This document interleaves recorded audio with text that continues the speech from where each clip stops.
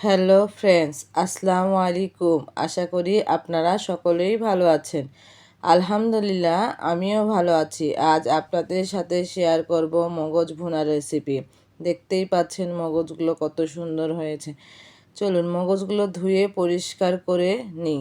মগজগুলো ধুয়ে পরিষ্কার করে রেখে তারপর একটি পাত্রে নিয়ে নিব আদা বাটা, রসুন বাটা, জিরা, গরম মশলার গুঁড়ো, হলুদের গুঁড়ো, সামান্য পরিমাণে লবণ, তেজপাতা। তারপর একটি কড়াই বসিয়ে দিয়ে দিব সামান্য পরিমাণে তেল।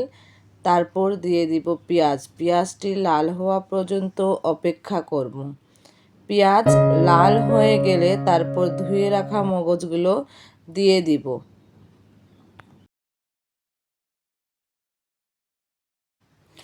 মগজগুলোর মধ্যে লবণ দিয়ে কিছুক্ষণ কষিয়ে নিব। কষানো হয়ে গেলে তারপর দিয়ে দিব মশলাগুলো, আদা রসুনের পেস্ট, জিরার পেস্ট যেগুলো রেখেছিলাম সেগুলো এখন দিয়ে দিব। দিয়ে কিছুক্ষণ আবারও কষিয়ে নিব ভালোভাবে।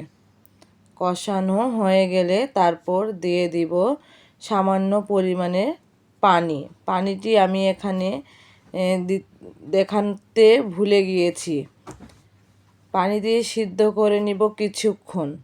যতক্ষণ পর্যন্ত সিদ্ধ হচ্ছে ততক্ষণ পর্যন্ত আমরা অপেক্ষা করব। এরই মাঝে আপনাদের কাছে একটি অনুরোধ, আমার ভিডিওটি যদি আপনাদেরকে ভালো লাগে থাকে প্লিজ লাইক সাবস্ক্রাইব করে পাশে থাকবেন।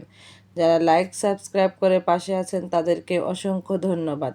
এই যে দেখতে পাচ্ছেন আমাদের মগজটি পানি শুকিয়ে এসেছে। আবারও কিছুক্ষণ নেড়েচেড়ে কষিয়ে নিব। তেল উপরে উঠে যাওয়া পর্যন্ত অপেক্ষা করব। এই যে দেখতে পাচ্ছেন আমাদের মগজ ভুনা রেসিপিটি তৈরি। এভাবে বাসায় আপনারা অবশ্যই ট্রাই করবেন, বাসার সবাইকে পছন্দ হবে। আপনারা দেখতেই পাচ্ছেন কত সুন্দর এবং দুর্দান্ত হয়েছে। ভালো লাগলে পাশে থাকবেন। আল্লাহ হাফেজ।